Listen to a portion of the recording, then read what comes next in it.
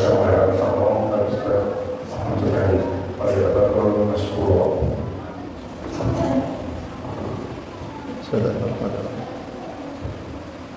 Assalamualaikum warahmatullahi wabarakatuh.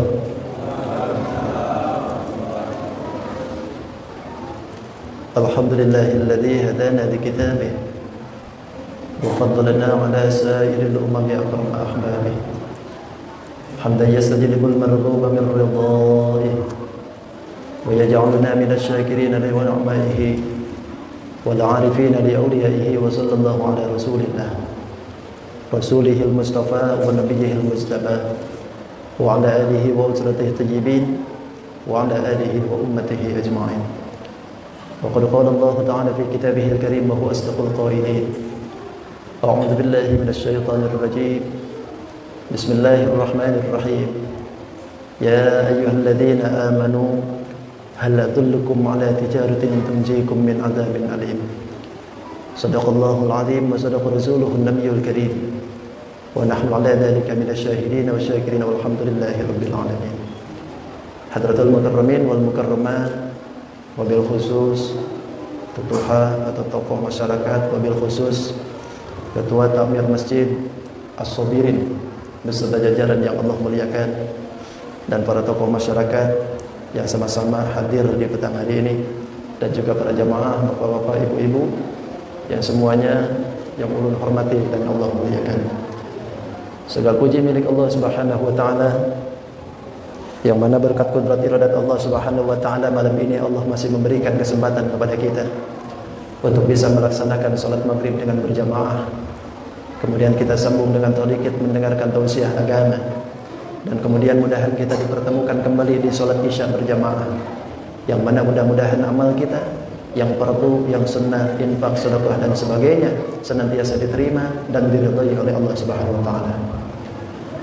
Kemudian yang kedua, salawat dan salam tidak hentinya mudah dilimpahkan kepada junjungan kita Sayyidul Mustafa wal Murtada wa Nabi besar Muhammadin sallallahu alaihi wasallam, pada keluarganya, para sahabat, tabi'in, tabi'at sampai kepada kita semua, yang mudahan kita pun khususnya yang berkumpul di tempat ini, umumnya jami'ul muslimin wal muslimat yang selalu mengikuti akan akhlak baginda Rasul, nanti di yaumil qiyamah diaku sebagai umatnya. Amin amin ya rabbal alamin. Hadirin wal hadirat rahimakumullah.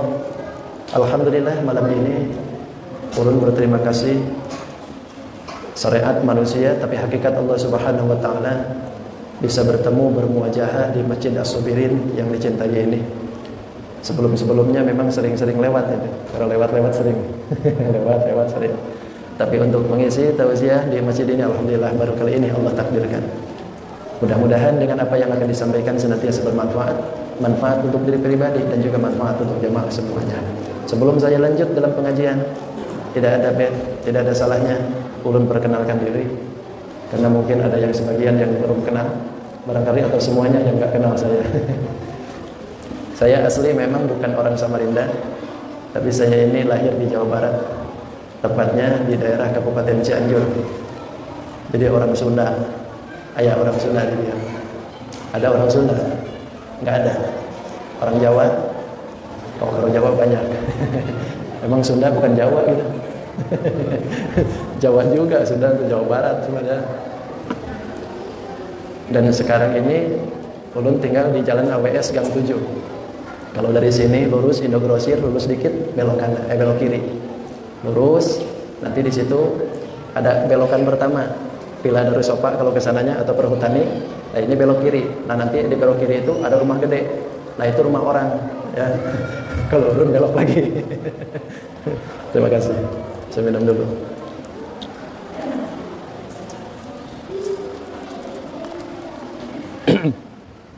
Nah itu belok kiri sudah ada situ sudah.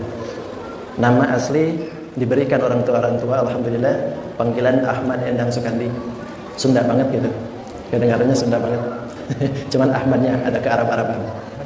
Kebanjaran sudah. Alhamdulillah di Samarinda ini tidak terasa sudah 6 tahun mulai. Sudah 6 tahun di Samarinda. Alhamdulillah Allah takdirkan bisa hidup di Samarinda. Mudah-mudahan Dengan adanya ulun di Samarinda senantiasa hidup ulun jadi manfaat, ilmu ulun sudah menjadi manfaat, paling tidak manfaat untuk keluarga, lingkungan dan muslimin semuanya. Hadirin wal hadirat, cukup sekian ya. Nomor telepon tinggal minta aja. Ya. Ke Bang Yani itu nomor telepon. Kalau atau kan ada yang mau nomor ATM? Nomor rekening.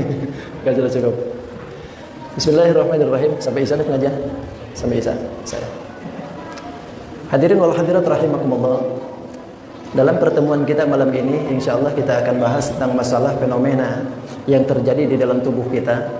Kenapa kadang-kadang manusia itu kalau diajak kejelekan cepat, tapi kalau disuruh akan kebaikan susah. Jadi kalau seandainya manusia diajak kejelekan, itu jangankan diajak, nggak diajak pun nurut sendiri. Tapi kalau diajak kebaikan, sungguh luar biasa, susahnya luar biasa. Bahkan ada ungkapan dalam kalimat kata, jadi orang baik banyak temannya, tapi kalau orang menyuruh baik banyak musuhnya. Jadi orang baik banyak teman, banyak yang demen, banyak yang suka. Tapi kalau orang menyuruh kebaikan, waduh, luar biasa, banyak musuh. Maka faktornya kenapa ini kok manusia itu kalau disuruh untuk menjadi baik kok susah? Ternyata kata ulama, di dalam salah satu keterangan itu diterangkan faktornya manusia susah untuk diajak kebaikan itu karena ada penghalang 4 hal. Ada 4 hal yang memang menjadikan penghalang manusia sulit untuk diajak kebaikan. Mana? Yang pertama kata ulama, sulitnya manusia diajak kebaikan itu karena faktor nafsunya tidak bisa diarahkan. Nafsu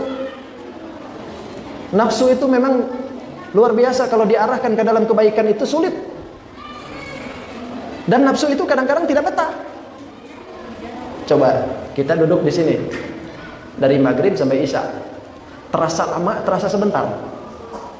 Jujur aja, terasa lama, terasa sebentar, bunda. Pasti jawabannya terasa lama.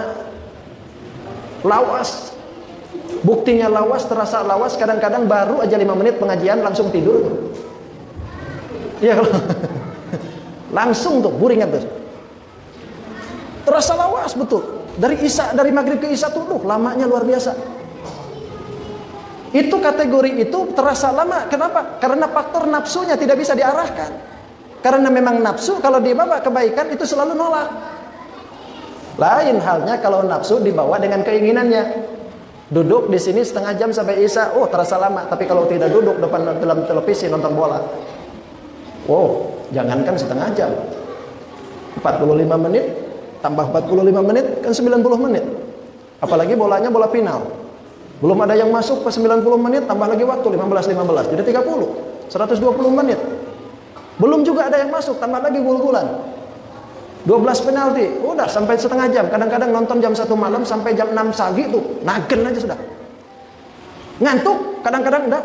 Capek, enggak. Senang aja yang ada. Kenapa? Karena nafsu senang dengan hal begitu.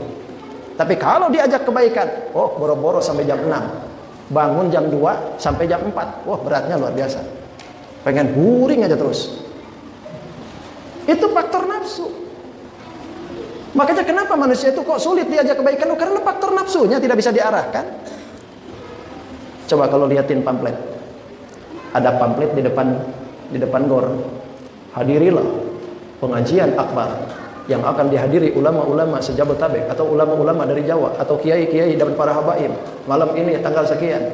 Di bawahnya itu ada lagi, hadirilah dangdut akbar yang akan dihadiri oleh artis-artis ibu kota. Kira-kira yang hadir banyakkan ke dangdut, banyakkan ke tabligh akbar? Jujur aja, pasti banyakkan ke dangdut daripada tabligh akbar. Kadang-kadang tidak pakai pamflet pun orang paham sendiri kalau masalah begitu. Nggak pakai pamflet aja, tapi ada dangdutnya. Rame tuh liatin. Tapi kalau sudah diajak ke pengajian, susahnya minta ampun. Kadang-kadang tidak sedikit lah, lu gue, jangan ngurusin lah, jangan ngurusin saya lah, lu aja urusin. Kadang-kadang seperti itu. Kenapa? Karena ternyata yang menjadi penghalangnya itu nafsunya tidak bisa diarahkan. Lalu bagaimana kalau kita ini mau nafsu itu bisa diarahkan? Kata ulama, ada trik memang untuk nafsu kita bisa diarahkan. Nafsu bisa diarahkan, tidak ada jauh bedanya kata ulama persis seperti kita mendidik kuda. Kalau di sini kan nggak ada delman kalau di sini ya. Kalau di Jawa ada becak delman. Delman itu yang suka dipakai itu penumpang. Di belakangnya ada pedati kan, sado. Itu kuda. Kalau seandainya itu kuda, cara menentukan nafsu kita pun juga tidak jauh begitu. Yang pertama, ikat itu nafsu dengan ikatan yang kuat. Apa ikatan untuk yang keilmuan itu? Pertama, kata ulama, ikatan yang kuat dominan untuk masalah nafsu supaya jadi lurus. Ternyata haruslah ikatan ilmu. Jadi ilmu inilah yang akan menunjukkan seseorang nafsunya bisa tunduk. Pengetahuan dirinya yang akan menjadikan seseorang itu terbawa jadi baik. Kalau memang itu tidak ada pengetahuan dalam dirinya, ya tentu nafsu itu nggak bakalan bisa diluruskan. Nafsu nggak bakalan bisa diluruskan karena memang pengetahuannya nggak ada. Itu makanya nafsu inilah yang harus kita cari untuk keilmuan itu.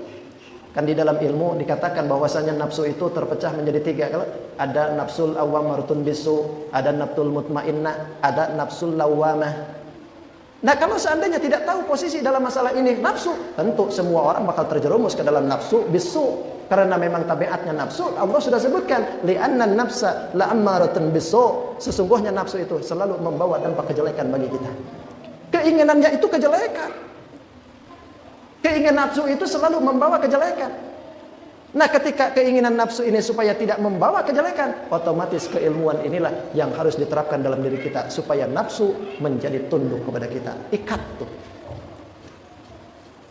Lalu yang kedua, kata ulama, ikatan untuk nafsu itu supaya menjadi tunduk nafsu, supaya lurus itu nafsu, supaya nurut itu nafsu, kasih beban yang berat. Apa beban yang berat untuk nafsu? Ibadah. Ibadah itu salah satu cara untuk menundukkan nafsu, karena nafsu tidak suka dengan ibadah. Nih, kita duduk tadi kan, kita duduk di sini, terasa lama betul. Padahal dari Isya aja sampai dari maghrib aja sampai Isya, tapi terasa lama luar biasa. Di samping memang Allah memberikan barokah pada umur waktunya ini. Yang kedua, nafsunya ini luar biasa, berontak. Kan tidak sedikit kadang-kadang ketika sudah dengar ceramah, tidak tahan nafsu itu, balik. Tidak sedikit orang-orang ketika sudah baru mulai ngaji, sudah tutup. Tidak sedikit orang yang bangun malam, tapi begitu sudah bangun, malas, tidur lagi. Itu akibat daripada nafsu. Apalagi sholat subuh. Coba lihatin kalau sholat subuh. Di sini mungkin insya Allah penuh ya. Penuh, sendalnya keluar-keluar di sini insya Allah. Sendalnya tapi saking penuhnya. Itu sholat subuh. Allah selalu memberikan kepada kita, hayya 'alas shalah, dipanggil kita.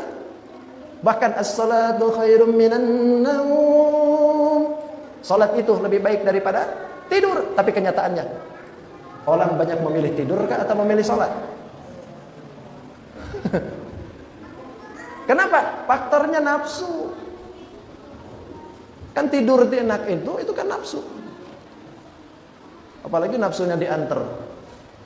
Tidur di kasur yang empuk, sudah empuk mahal. Sudah kasurnya empuk, ditambah lagi spring bednya juga mahal. Itu timpah lagi sama AC. Aduh, makin luringannya makin enak aja sudah. Makin lupa aja tuh. Begitu mau bangun, beratnya itu nafsu wae. Beratnya itu nafsu. Gitu. Makanya di sinilah letaknya. Kita tidak diperkenankan kalau seandainya kita punya benda, punya harta, punya sesuatu di dalam rumah tapi membuat kita lupa kepada Allah. Silakan kita punya spring bed yang mahal, kasur yang mahal. Silakan, itu hak individu masing-masing. Akan tetapi harus diingat oleh kita, untuk apa tujuannya kita kalau seandainya kemewahan itu menjadikan lalai kita kepada Allah Subhanahu wa taala. Itu nafsu. Kalau seandainya orang itu misalkan sudah berada di titik nafsunya sudah jauh daripada Allah Subhanahu wa taala, tentu dampak nafsu ini akan lebih berbahaya. Kenapa? Sebab nafsu kalau sudah diantar dalam kategori kapasitasnya, sudah keinginannya semua diantar, tentu ini nafsu enggak bakalan kembali. Ini nafsu akan terus begitu. Makanya di dalam kitab Burdah dikatakan nafsu itu seperti anak kecil yang lagi nyetek. Kalau seandainya anak kecil yang lagi netek tidak dipesat oleh ibunya, sampai kapanpun bakal netek itu. 2 tahun habis harusnya, tapi karena tidak pernah dipesat terus aja. 3 tahun bahkan 4 tahun terus netek. Bahkan tidak sedikit ada yang sudah SD masih netek. Itu kan bapaknya juga masih bapaknya juga masih depan.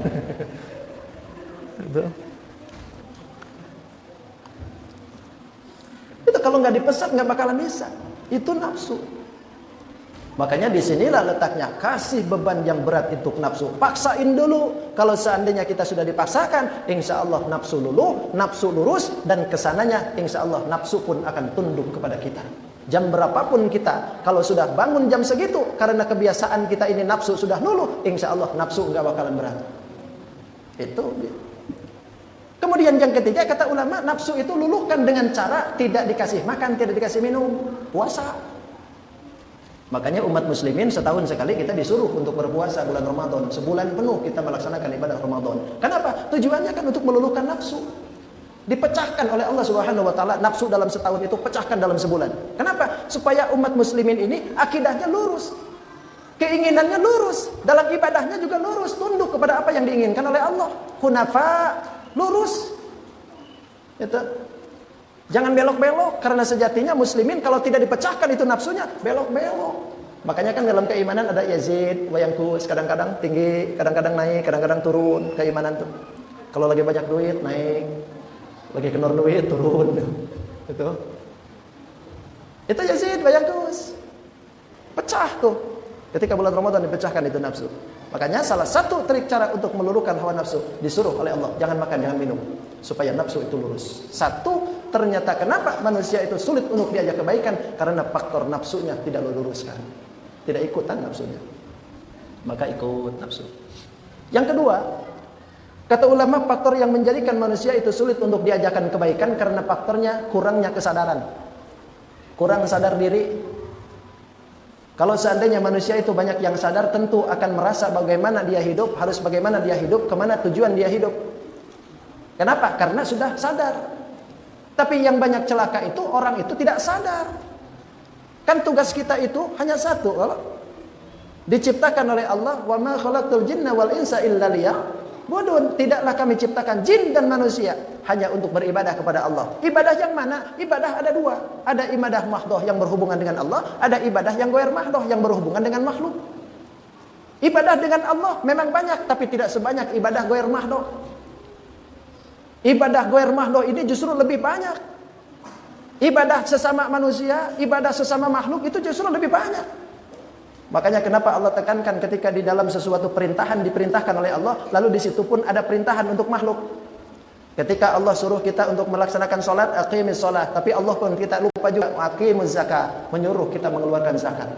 Aqimis salat, hubungan kita dengan Allah, wa aqimuz zakat, itu pun kita berhubungan dengan makhluk. Jadi dipisahkan oleh Allah. Bahkan di dalam ayat yang lain Allah sebutkan, washkuruli wa liwalidaik. Bersyukurlah engkau kepadaku dan bersyukur kepada kedua orang tua. Bersyukur kepada Allah, itu hablum minallah. Bersyukur kepada orang tua, itu hablum minan nas. Dua-duanya tidak pernah Allah tinggalkan.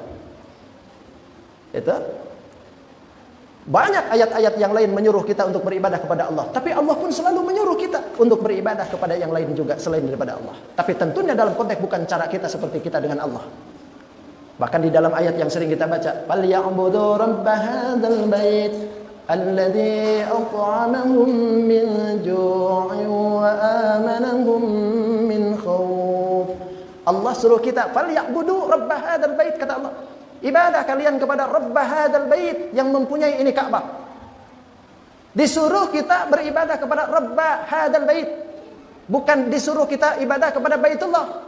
Tapi Rabb hadzal bait yang punya itu Ka'bah.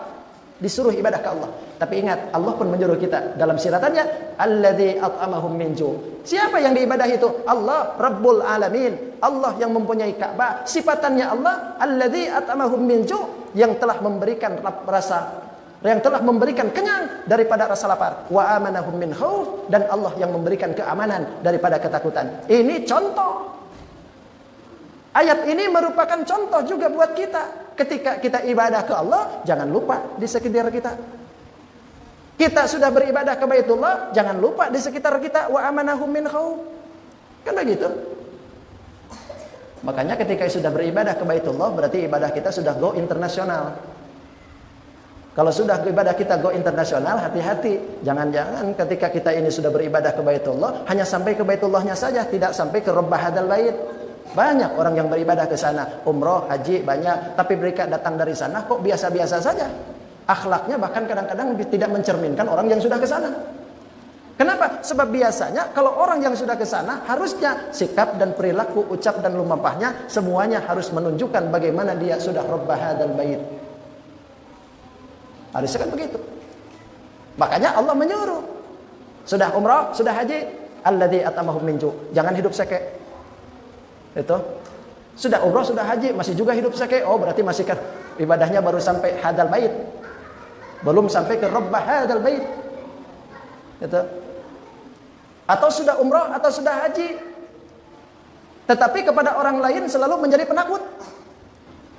Orang lain itu jadi takut dengan sidin. Wah, luar biasa. Takut dengan apa? Omongannya kadang-kadang nyakit, tindakannya kadang-kadang menyakitkan orang. Padahal Allah sudah menyebutkan siratan daripada syarahnya itu ketika dia sudah rabb hadzal bait, jangan lupa wa amanahum min khauf, harus jadi keamanan untuk orang di sekitar situ. Orang itu demen dengan dia, senang dengan dia, harusnya kan begitu. Itu haji, umrah. Gitu. Harus sadar kita. Harus sadar diri kita ini makhluk. Kita ini yang diciptakan oleh Allah, tentunya harus punya peranan besar dalam hidup kita. Apa yang harus dihadapkan nanti ke hadapan Allah? Makanya harus sadar diri ya. Apalagi melihat zaman sekarang ya Allah, manusia itu kadang-kadang tidak sadar dengan kodratnya. Dijadikan laki, kadang-kadang tidak sadar dengan lakinya, pengen jadi bini. Sudah jadi bini, tidak sadar dirinya itu pengen jadi laki. Bahkan ada yang aneh. Sudah laki pengen kawin dengan laki, sudah bini pengen nikah dengan bini, kan bingung. Itu kan gak sadar tuh hidup. Dia pikir hidup itu hanya untuk itu saja. Sampai-sampai ada seorang tokoh besar dunia mengatakan kalau seandainya orang yang suka laki dengan laki, bini dengan bini, satuin dalam penjara katanya. Kalau sudah disatuin dalam penjara, coba dia itu bisa nggak laki dengan laki bisa mengeluarkan anak. Kalau seandainya terjadi laki dengan laki bisa mengeluarkan anak, saya jamin dia bebas dari penjara. Saking mustahilnya. Itu di Indonesia pengen dilegalkan LGBT yang nggak bisa. Itu nggak bisa. Kenapa? Lo orang Indonesia masih banyak yang sadar. Sadar akan hukum, sadar akan ketentuan, sadar akan kodrat sebagai manusia di Indonesia. Kalau di luar sana, ya monggo-monggo aja karena memang bukan kodratnya kita. Itu di Eropa pantas, di Amerika pantas karena memang budayanya begitu.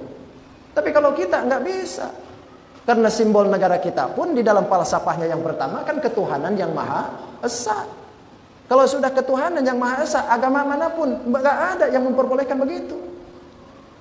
Itu konsep dalam agama yang manapun, apalagi di dalam Islam.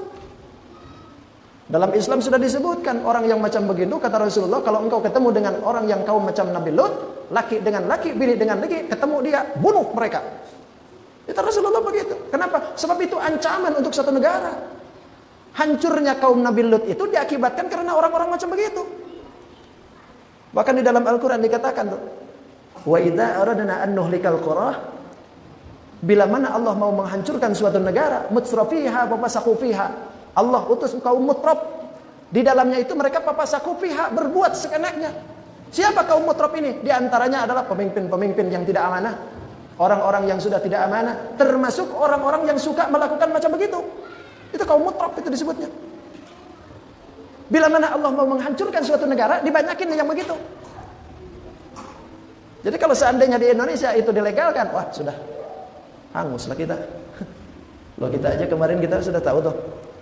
Begitu di DPR digoyang-goyang masalah hukumnya supaya ada yang pro dan kontra, kan langsung Allah kasih teguran, Pangandaran tuh. Langsung digoyang 6,5 skala Richter. Itu siangnya, malamnya terjadi. Kemarin kan terjadi lagi. Siangnya digodok lagi itu masalah itu. Begitu malamnya di Pandeglang tuh, digoyang lagi oleh Allah. Lumayan berantakan tuh rumah. Kalau seandainya sampai diputuskan, wah sukanya ditenggelamin sekalian tuh sama Allah tuh. Tenggelamkan kayak itu. Itu sudah diingatin oleh Allah. Setiap kali itu menggodok tentang masalah itu selalu dikasih peringatan oleh Allah. Itu harusnya kita sadar. Itu. Inilah kenapa faktor manusia itu sulit untuk diajarkan kebaikan, karena faktornya tidak sadar diri. Maka ketika kita ini tidak sadar diri, disitulah menjerumuskan kita ke dalam jurang yang tidak diridhoi oleh Allah. Maka bagi kita kenapa? Harusnya kita sadar. Kita lagi tidur, digerak oleh Allah, diseru oleh Allah. As-salatu khairum minan naum. Sadar, oh saya ini manusia, saya ini muslim. Dipanggil oleh Allah, datang. Itu sadar. Gitu. Tapi kalau nggak sadar, sampai kapanpun terus saja tidur. Nafsu itu nggak bakalan bisa boleh itu kalau tidak dibiasakan oleh kita. Itu. Kemudian yang ketiga, kata ulama faktor yang menjadikan manusia itu sulit untuk diajarkan kebaikan karena faktornya adanya setan. Setan tidak akan ridho kepada kita selagi kita ini tidak mengikuti mereka. Cuman setan kan ada dua, ada setan manusia, ada setan yang berbentuk dari jin, atau memang setan aslinya betulan. Tapi yang paling bahaya itu setan yang sudah menjadi manusia. Makanya ada lelucon. Setan iblis itu katanya minta pensiun dini. Kenapa? Loh sekarang setan sudah dijadikan rujukan. Dikit-dikit setan, dikit-dikit setan. Kata setan, saya ini nggak mau lakukan. Orang yang bunuh ditanya, kenapa kamu membunuh? Aku ini silap kelewatan setan. Kan begitu. Ada orang yang hamil di luar nikah, begitu ditanya, kenapa? Aku ini kesetanan. Ada yang lewat setan. Ada yang kesurupan, kenapa? Karena setan. Kata setan, nggak tahu saya ini. Jadi setan itu selalu ketika kita ini menaruhkan begitu kebaikan apapun kita, kecil besar yang dilakukan oleh kita, setan selalu berperan. Makanya kita di dalam surat Yasin sudah disebutkan oleh Allah. Alam ahad ilaikum ya bani Adam an la ta'budu syaitan innahu lakum aduwwun mubin wa an i'buduni hadza siratun mustaqim. Kata Allah, bukankah kita ini sudah diberitahukan? Sudah diberitahu, wahai Bani Adam, Allah ta'budu syaitan, janganlah kalian beribadah kepada setan. Innahu lakum aduwwum mubin, karena sungguh setan itu musuh yang nyata. Ini sudah jadi perjanjian kita, Bani Adam. Setan itu harus dijadikan musuh oleh kita. Tapi kadang-kadang kita ini selaku jadi Bani Adam bukannya dijadikan musuh, bahkan kadang-kadang tidak sedikit orang dijadikan kawan. Padahal jelas-jelas setan itu sudah dijadikan musuh. Makanya kita ini ketika kita hidup harus sadar diri, jangan sampai kita menjadi kawan setan. Itu setan itu kan bisa jadi manusia, bisa jadi bentuk aslinya. Tapi yang paling bahaya itu adalah setan manusia. Kalau sudah bentuknya setan manusia itu justru lebih berbahaya. Kenapa? Karena bisa jadi setan yang ada berbentuk manusia itu ada di dalam selimut kita. Itu setan tuh. Ketika mau ngasih duit, janganlah, nanti besok aja lagi. Setan tuh. Janganlah. Ketika mau beribadah sesuatu, nanti ajalah. Nanti aja ada lagi. Kadang-kadang kita ngasih, begitu sudah ngasih, lihatin diumumin apa enggak, begitu dilihatin diumumin, alhamdulillah besoknya ngasih lagi. Begitu tidak diumumin, enggak mau lagi. Setan manusia. Itu semua juga bentuk begitu. Makanya hati-hati ketika dalam bentuk konteks ini sudah setannya itu sudah bentuk setan manusia, ini jauh lebih bahaya daripada setan yang bentuk aslinya. Gitu. Mungkin kalau setan zaman sekarang sudah diam aja. Setannya manusia sudah banyak loh. Setannya sudah tinggal diam aja, sudah berhasil sekarang. Gitu. Itu yang paling harus ditekan oleh kita. Lalu yang terakhir, kenapa manusia itu sulit untuk diajarkan kebaikan itu? Ternyata kata ulama, faktornya itu karena memang ganjaran dan pahalanya tidak kontan. Pahala ganjaran tidak dikontanin oleh Allah, makanya malas. Manusia malas ibadah, malas baca Quran, malas sholat, malas zakat. Kalau sudah punya, malas haji. Kenapa? Karena ganjarannya tidak dikontanin. Coba kalau dikontanin pahalanya. Kata Allah, kalau seandainya engkau mau sholat 2 rakaat, buka di bawah sajadah, saya sediakan 500.000. Kira-kira banyak gak yang sholat? Kontan. Wah, luar biasa. Ibu-ibu, kalau mau ngaji, sampean kalau mau ngaji, habis ngaji, datang duit dari atas langsung. Blok, 1 karung. Ngaji aja semuaan katanya. Kontan pahalanya. Atau paling tidak begini. Jangan dari Allah lah, dari makhluk aja. Kalau seandainya orang-orang sini mau datang Jumatan paling duluan, saya sediakan setiap hari Jumat itu 100.000. Setiap kali orang yang duluan datang 100.000. Pasti berebut orang paling dulu. 100.000 lumayan daripada ngojek. Lamaan ngojek. Ini tinggal datang aja 100.000. Atau setiap orang yang datang mau berjamaah, saya sediakan 200.000 per orang. Penuh di masjid. Itu logika manusia. Kan dulu ada di masjid mana tuh? Saking mau narik jamaahnya, sampai-sampai ada door prize umroh. Supaya narik jamaah, susah orang situ sholat. Di door prize-in, setiap orang yang mau berjamaah tanda tangan. Nanti akhir bulan ada door prize umroh 10 orang. Oh, penuh tiap hari. Kayaknya harus ada di sini nah. Umroh nah gratis 10 orang. Tapi di sini insya Allah alhamdulillah banyak sini. Itu sampai di door prize-in tuh. Luar biasa, mungkin ada pernah dengar kalau itu narik jamaah susah. Banyak begitu sudah ada door prize-nya, ada duitnya, banyak yang hadir luar biasa. Itu secara logika dunia saja. Apalagi kalau dikontanin dari Allah. Pokoknya setiap ibadah dikontanin oleh Allah. Kayaknya nggak bakalan ada yang usaha dah. Nggak bakalan ada yang usaha, makanya Allah adil. Disebutkan dalam Al-Quran, tuwaffawna ujurakum yaumal qiyamah. Nanti kami sempurnakan pahala kalian itu di yaumil qiyamah. Nanti di yaumil qiyamah Allah sempurnakan pahala kita. Jadi Allah nggak bakalan ngasih sekarang semuanya. Paling juga sedikit aja dikasihkan oleh kita. Kalau kita minta kaya, dikayain oleh Allah, alhamdulillah mustajab doa. Tapi kalau minta kaya, nggak dikaya-kayain oleh Allah, berarti nanti dikasihkan oleh Allah tuh. Adil Allah. Maha tahu Allah. Kalau seandainya itu pahala dikasihkan zaman sekarang, kita hidup di alam dunia, ini dunia nggak bakalan makmur, nggak bakalan makmur. Lo kenapa? Lo orang ibadah semua, orang kerja cari duit dari batu bara, itu kan tujuannya pengen duit. Kalau orang jadi PNS, orang jadi TNI, orang jadi militer, semuanya pengen duit. Kalau sekarang kita ibadah ada duit, ngapain juga kerja? Kan begitu logikanya. Makanya kalau Allah kasih itu pahala sekarang, tentu nggak bakalan batu bara digali, minyak disedot, gunung digaruk, semua aktivitas yang ada di bumi semuanya dipergunakan, nggak bakalan.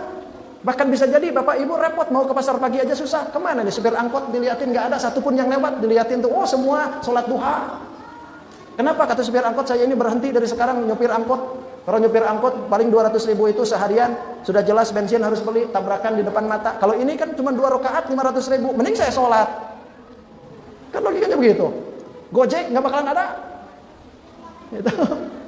Kenapa? Semua diberikan oleh Allah zaman sekarang. Tapi Allah enggak. Silahkan kata Allah, fastabiqul khairat, berlomba-lomba kita dalam kebaikan. Silahkan, ada yang melalui kebaikan dari jalan PMS, ada yang melalui mencari kebaikan daripada jalan tijarah, ada yang menjadi konglomerat, ada yang menjadi dermawan. Silahkan kata Allah, fantashiru fil ardi, semua bertebaran di muka bumi. Tapi kata Allah, tuwaffawna ujurakum yaumal qiyamah. Nanti kami sempurnakan tuh pahala di yaumil qiyamah. Semuanya berlomba. Tidak dikasihkan sekarang. Makanya kenapa manusia itu sulit untuk diajarkan kebaikan? Karena tidak percaya dengan itu. Gitu. Kebanyakan tidak percaya dengan pahala yang dijanjikan oleh Allah. Kebanyakan begitu. Seperti halnya kita sholat 2 rakaat. Sholat 2 rakaat antara subuh, antara sebelum subuh dengan waktu subuh. Sholat fajar itu kan diberikan pahala oleh Allah lebih besar pahalanya ketimbang yang ada di muka bumi ini. Tapi banyak gak orang sholat? Kadang-kadang tidak banyak. Kadang-kadang sudah mau sholat subuh baru datang. Masih mending alhamdulillah. Kadang-kadang sudah beres sholat subuh belum bangun-bangun juga. Itu berarti menandakan tidak butuh apa yang diberikan oleh Allah. Padahal sejatinya apa yang dijanjikan oleh Allah itu lebih besar daripada apa yang kita miliki sekarang. Makanya yuk tanamkan dalam diri kita kesadaran, tanamkan keilmuan, tanamkan dalam diri kita untuk bisa menjauhi setan, dan tanamkan dalam diri kita untuk yakin dengan apa yang akan diberikan oleh Allah kepada kita. Karena sejatinya pahala di sisi Allah Subhanahu wa taala sungguh sangat besar, sangat menjanjikan, bahkan semuanya akan diberikan oleh Allah kepada kita. Apa yang kita lakukan sekarang besar kecil tidak jadi ukuran, yang terpenting adalah keikhlasan kita. Tetapi nanti di hadapan Allah, Allah akan perlihatkan itu pahala yang luar biasa kepada kita. Mudah-mudahan kita seberataan manfaat, umur kita manfaat, hidup kita manfaat, rezeki kita manfaat, semuanya kita ibadah kita tentunya diterima dan diridhai oleh Allah Subhanahu wa taala. Amin ya rabbal. Ini sudah Isa? Sudah Isa? Enggak ada pertanyaan? Enggak ada yang nanya? Enggak usah. Mudah-mudahan apa yang disampaikan bermanfaat. Kalau ada baiknya itu semata-mata taufik dan hidayah dari Allah. Kalau ada salahnya itu semata-mata kekhilafan dan kekurangan diri dalam menyampaikan. Demikian yang Allah dapat sampaikan. Hadanallahu iyyakum ajma'in. Khudh masafa wa dama qadar. Billahi taufiq wal hidayah. Assalamualaikum warahmatullahi wabarakatuh. Amin ya Allah ya rabbal alamin. Bismillahirrahmanirrahim. Alhamdulillahirabbil alamin. Hamdan syakirin, hamdan na'imin, hamdan yuwafi ni'amahu wa yukafi mazidah. Ya rabbana lakal hamdu kama yanbaghi li jalali wajhikal karim wa 'azimi sultanik. Allahumma salli wa sallim ala sayyidina Muhammad wa ala ali sayyidina Muhammad. Allahumma rabbi anfa'na bima 'allamtana, rabbi 'allimna alladhi yanfa'una, rabbi faqihna wa faqih ahlana wa qurrabati lana fi dinina. Tawassalna bi ta'allumin anta rizqana wasi'an wa anta rizqana amana. Allahumma inna nas'aluka al-quwwata wal istiqamah wal istita'ata wal kifayata fi ta'ati wal ibadah wa na'udzu bika min kulli musibatin wa shiddatin ya arhamar rahimin. Rabbana atina fid dunya hasanah wa fil akhirati hasanah wa qina adzaban nar. Bi fadli subhana rabbika rabbil izzati amma yasifun wa salamun 'alal mursalin walhamdulillahi rabbil alamin. Taqabbalallahu minkum. Terima kasih banyak Ustaz atas ilmu yang disampaikan. Beberapa hal mengenai yang menghalangi langkah kita menuju kebaikan. Yang pertama, mengenai nafsu tadi. Kemudian yang kedua, kurang kesadaran diri. Yang ketiga, memang tidak langsung pahalanya atau ganjaran ini diberikan Allah. Tapi insya Allah dengan hati yang ikhlas, dengan niat yang ikhlas akan dilipat gandakan di akhirat nanti. Mudah-mudahan bermanfaat untuk jemaah sekalian, bisa diterapkan dalam kehidupan sehari-hari. Kita akhiri dengan membaca doa kifaratul majelis. Subhanallah wa bihamdihi, asyhadu an la ilaha illa anta, astaghfiruka wa atubu ilaik. Alhamdulillahirabbil alamin. Assalamualaikum warahmatullahi wabarakatuh.